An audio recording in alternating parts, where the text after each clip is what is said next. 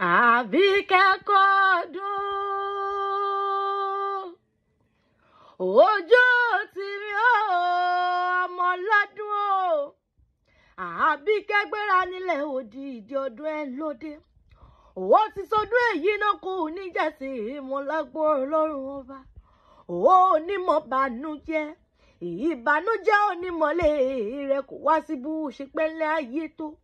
Ó ní fojú sunkún ọmọ onítọ́nàwó sàárè ọmọ. Ìbànújẹ́ oníkan á o. Oriki o, àánú Olúwa pọ̀. Ọmọ lọ́dún máa gbọ́ dídùn ẹnu mi. Èèyàn tó mọ rírì rẹ̀ ló rán mi wá bí.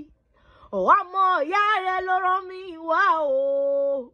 Mo yin Olúwa, òun ló ní mọ́ kí ọ. Ó ní mọ́ kí ọ ní gbèjègbèjọ.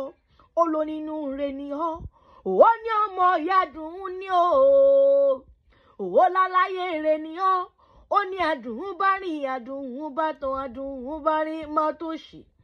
Mo yan Olúwa ló ní mọ́ kí ọ ní gbèjègbèjọ. Ó tún ní mọ́ relé bàbá tó bí ọlọ́mọ. Èkó sá ní ilé o. Ọmọ Èkó àkété o. Ọmọ Èkó àkété ìlú ọgbọ́n. Arómi sálẹ̀ gbẹlẹgbẹ. Ọmọ ológun kùtè ìrì àṣà lóògùn. Ọmọ òòṣà ní òṣè. Mo ní ọmọ mọ̀ṣẹ̀ kùtè ìrì. Oriki o. Òòṣà ní òṣè, mo ní ọmọ mọ̀ṣẹ̀ kùtè ìrì nítorí pé òòṣà agbowó, òòṣà agbóbì, òdìdí orí ní kùtèrè ń gbálẹ̀ àwọn bàbá rẹ̀. Èkó ní ilé o. Àánú Olúwa pọ̀, máa gbọ́ dídùn ẹnu mi. Wọ́n máa rọ́ mi sálẹ̀ gbẹlẹgbẹ.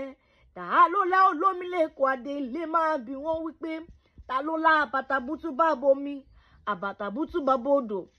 Èyí tí ń bẹ nínú ilé àwọn bàbá rẹ̀ okú ọdún, okú yèdún. Àkànkẹ́ ẹ̀jẹ̀ lèmi jẹ́ o. Wọ́n máa rọjò òjòyè. Happy birthday, ma.